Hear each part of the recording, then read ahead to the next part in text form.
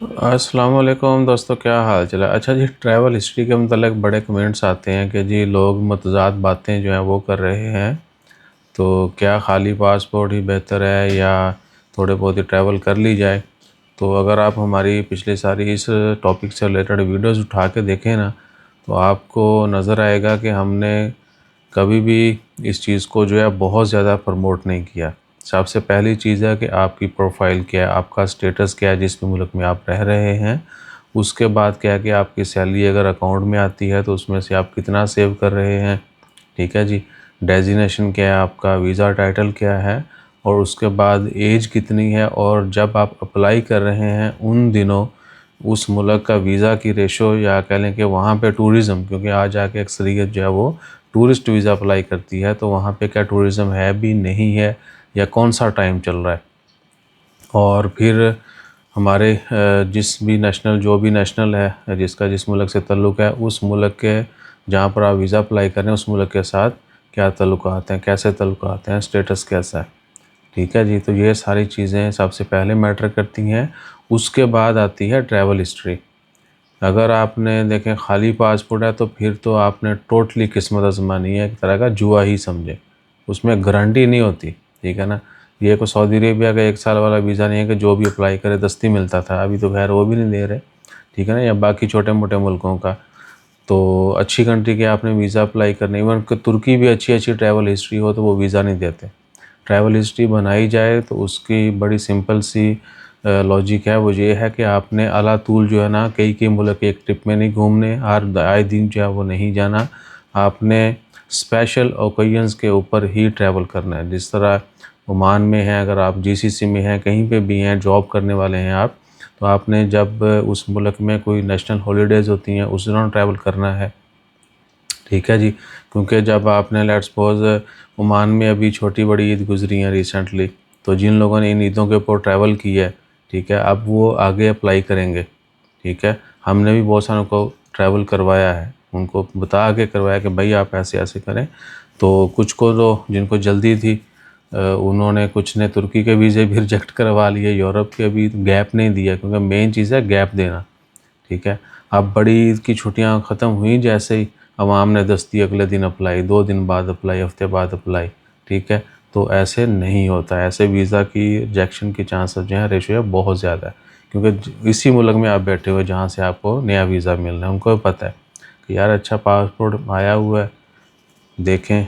अच्छा एक ट्रिप के ऊपर एक ही महीने में, एक ही हफ्ते में 4-5 मुल्क घूम लिए, इतना लैंडलॉर्ड बंदा है वो, सीधा सीधा उनको पता चल जाता है ये जुगाड़ है। और उसके बाद जी 1-2 फिर अभी घूमे और अभी अगला अप्लाई कर दिया। फिर ट्रैवल प्लान भी जो है वो विद इन मंथ ही दे देते हैं। 1 जून को बंदा वापस आया, 23 जून का ट्रैवल प्लान अगला दे दिया। ठीक है। वीज़ा किस चीज़ का है, हैवी ड्राइवर है जी, लेबर है, ये है वो है, छोटे मोटे टाइटल है। तो वीज़ा भी ये नहीं उनके ट्रैवलिंग से रिलेट नहीं कर रहा होता। बहुत सारी चीज़ों को सोच समझ के ट्रैवल, अंधाधुंध ट्रैवल जो है वो ट्रैवल हिस्ट्री में काउंट नहीं होता। आखिरी बात। ठीक है जी। आपने स्पेशल ओकेजन के ऊपर ट्रैवल करना है, मखसूस दिनों के लिए करना है, और एक ट्रिप में मैक्सिमम जो है जो लेबर शेबर ये वो हैं, अपने जॉब टाइटल के हिसाब से, सैलरी के लिहाज से आप 2 से ज़्यादा मुल्क ना घूमें। ठीक है ना। और 2 अगर भी जाते हैं तो एक मुल्क में 2-3-4 दिन रहें, एक मुल्क में बेशक आप इन नोट कर लें, एक का ट्रांजिट वीज़ा ले लें, एक का प्रॉपर वीज़ा लेके वहाँ पे ऐसे कर लें। ऐसे भी हो सकता है, स्टैंपां लगवाने यानी वीज़ा लगवाने लेना। तो बहुत सारी इस तरह की चीज़ें हैं जिनको आप छोटे थोड़ा थोड़ा केयर करके क्या के अपनी प्रोफाइल को स्ट्रॉन्ग बना सकते हैं। सो अल्लाह तूल जो है आप इस चीज़ से पीछे हट जाएं। ठीक है ना।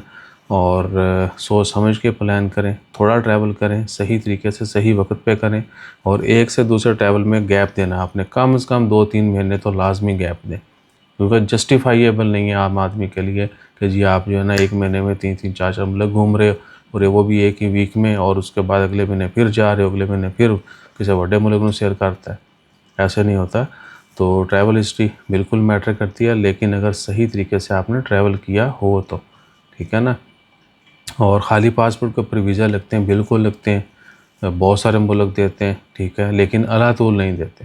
ठीक है। ये नहीं है कि आप कहें जी कि खाली पासपोर्ट के ऊपर ही हमने, हाँ ये है कि आप फिर जो है ना हाथ रख लें।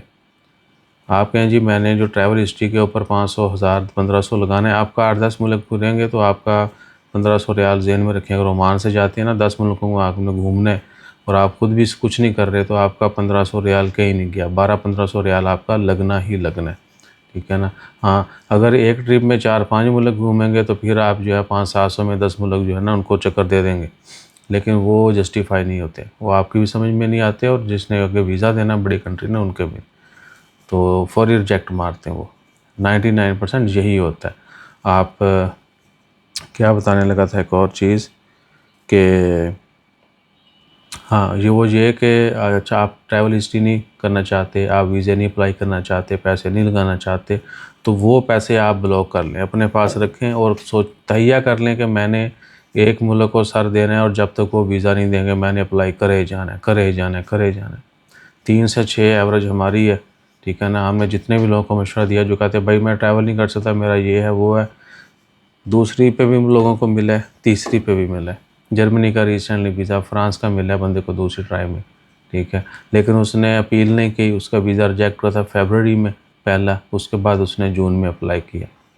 सही है, तो आप या तो ये कर लें कि एक दफ़ा रिजेक्ट होया फिर उसी मुल्क का अप्लाई करना है, फिर उसी मुल्क का करना है, फिर उसी का करना है, ठीक है। अमेरिका वाले अक्सर वीज़ा दे देते हैं, अगर आप 2-3 दफ़ा उनको तंग करें ना और थोड़ा समझदार हों, थोड़ा इम्प्रूव करके जाएँ तो वो भी वीज़ा दे देते हैं दूसरी से तीसरी दफ़ा। जिनको ये है कि जी पहली दफ़ा मिलेगा नहीं मिलेगा, किस्मत आज़माएँ, दोबारा तैयार होके जाएँ, फिर वो तैयार होके जाएँ। वही पैसे जो आपने ट्रैवल हिस्ट्री के ऊपर लगाने हैं, आप नहीं घूमना चाहते, नहीं पैसे लगाना चाहते, टाइम नहीं है, ये है वो है, वो अपना बार-बार अप्लाई कर लें। तो इस तरीके से भी आप जो है ना अपना टाइम जो है सर्व कर सकते हैं बेहतर जगह पे, और लेकिन प्लान अच्छा है। अच्छा प्लान जो है ना और सही वक़्त, सही पर्पस जो है वो आपको बताना पड़ेगा, दिखाना पड़ेगा। सही है जी। तो बाकी अगर कहें ना, जिस तरह तालीम ज़ाया नहीं जाती, तालीम जो है एजुकेशन आपकी ज़ाया नहीं जाती, ट्रैवल हिस्ट्री भी ज़ाया नहीं जाती। इसको आप ये मत तस्वर कीजिएगा कि फिर तो फ़ायदा नहीं है, नहीं। एक तो ट्रैवलिंग इंसान को बहुत सिखाती है। रसूल सल्लल्लाहु अलैहि वसल्लम ने फरमाया था अगर आपका हाथ कहीं तंग है, ठीक है, तो आप हिजरत कर जाएँ। हिजरत में मतलब ट्रैवल करके किसी और पासे चले जाएँ। तो ट्रैवलिंग जो है बहुत सिखाती है इंसान को। ये जितने भी लोगों ने बेशक एक मुल्क भी ट्रैवल किया है, वो जड़ा ना जितना खोती वो है ना तसीलों आवे तो वो आके पिंड च नहीं रलदी किसी और दे नाल, उसका लेवल ही अलग होंदा है, ठीक है। तो आपने अगर एक भी ट्रैवल किया हुआ है ना तो आप बहुत सौ से जो है मुख्तलिफ होंगे, आपकी सोच बदल जाएगी, आप चीज़ों को बढ़ाता हो।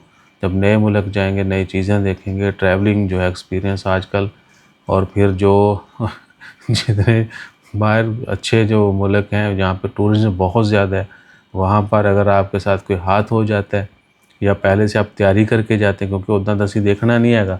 अब वीज़ा जिसने अप्लाई करना है, जिसने ट्रैवल करना है, वही ये चीज़ें चेक करता है कि जी वहाँ पे स्कैम अगर होती है तो किस तरह के होते हैं, बचना कैसे। आम आदमी को भी इन चीज़ों का पता नहीं, चेक नहीं करेंगे। तो ट्रैवलर के नसीब में ये चीज़ें होती हैं कि वो ये चीज़ें फेस करे, सीखे। नई नई जगह पे नए नए लोग जो है आपको बहुत कुछ सिखाते हैं। इसलिए कहा गया कि बंदियां च बहना सीखो, ठीक है। तो ये भी अगर आपके दोस्त अच्छे हैं तो आपका उसी से अंदाज़ा लगाया चलता है कि ये बंदा भी अच्छा है जिसके दोस्त अच्छे हैं। अपना ख्याल रखिएगा, दुआ में याद रखिएगा, और हमारा ख्याल रखने के लिए like share subscribe follow comment करते रहिए। जज़ाकल्लाह, अल्लाह हाफ़िज़।